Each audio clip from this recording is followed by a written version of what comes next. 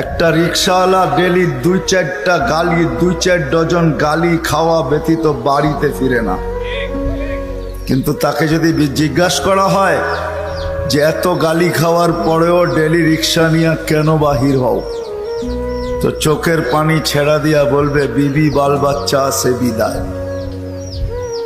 একটা বাপ বহুত কষ্টের পরে একটা ছেলেকে মানুষ বানায়, সত্য তো? কেমন মানুষ যে মা 10 মাস পেটে রেখা কষ্টের স্তূপ জমাইতে জমাইতে হিমালয়ের চেয়ে বড় করে দিল। একটা বাপ সন্তানের পিছে খাটতে খাটতে খাটতে খাটতে নিজেকে বৃদ্ধ করে দিল, যৌবনটা হারায়া দিল। আমার সমাজে তাকাইলে দেখা যায় ওই মা বাবাই এখন বৃদ্ধাশ্রমে বাস করে। বলেন এটা কেমন মানুষ? কেমন মানুষ? কাগজে কলমের মানুষই তো বলতে হবে।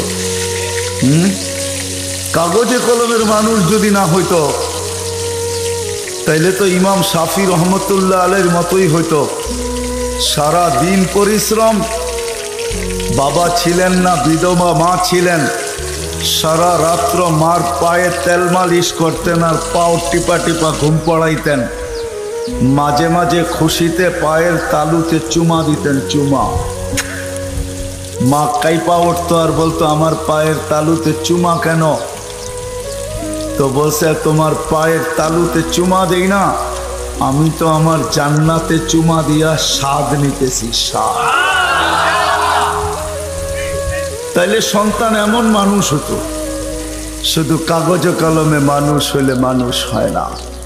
যদি হইতো তাহলে 2টা চিত্র দেখাইছিলাম যে মা বাবা এত কষ্ট করার পরেও সন্তান কোনোদিন বৃদ্ধাশ্রমে রেখা আসতো না।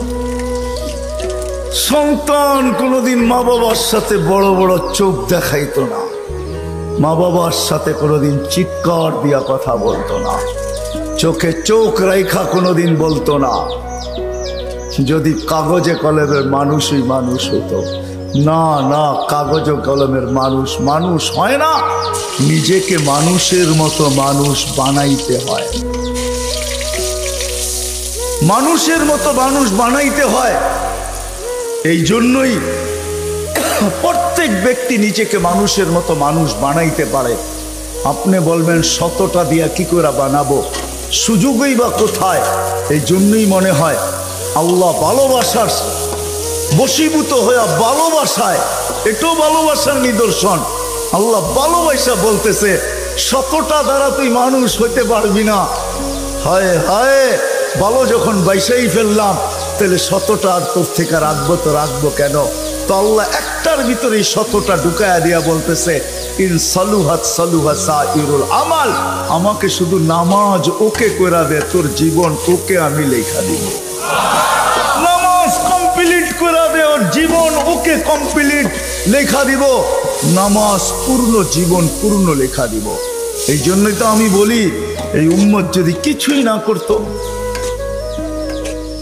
আজান হওয়ার সাথে সাথে যদি শ্যামবাজারের রোডে চাটাই বিছানো হয়ে যেত যে চটপট নামাজ তারপরে ব্যবসা, প্রত্যেকটা মার্কেটে যদি এরকম হইতো। তবে আমি একটা দেশ দেখা আসছি জীবনে, আমি ওই দেশে 6 বার গেছি, 6 বার। আমি চিনি ওই দেশ, আমি দেখা আসছি। দেখা কথা বলতেছি, শোনা কথা না। আমি দেখছি যখন আজান হয় তো বাজারের গলিগুলার ভিতরে প্রত্যেক দোকানদার নিজের চাটাই বিছাইতে থাকে, প্লাস্টিকের চাটাই বিছাইতে থাকে, আর সবাই একজন আরেকজনকে ডাকতে থাকে চলো জলদি নামাজ তারপর বাজার, চলো জলদি নামাজ তারপর বাজার। আমার দেশটাও যদি এরকম হইতো, আমার দেশটাও যদি কমসে কম এতটুকু হইতো যে আজান যে যেখানে ওইখানেই দাঁড়ায় গেছে। হ্যাঁ, এই শরীরটা কার? কার? বাপ দেখায় চলেন, ঠিক না? রাখবেন না আমার কথায়। বাপ দেখায় বলেন ডিউটি করি, ডিউটি, ঠিক না? আমি যদি প্রশ্ন করি একজন ওইখানে জবাব দেওয়ার মতো নাই।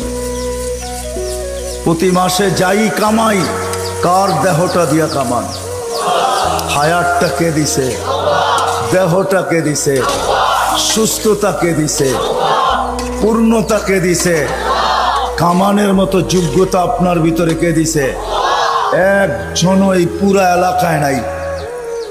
ঢাকা শহরে পাওয়া যাবে কিনা যে মাসের শেষে যা কামায়, 5,000 কামাক আর 500 কামাক, 100 টাকা হাতে নিয়ে উঁচা করে বলে, মালিক তোর দেওয়া দেহটা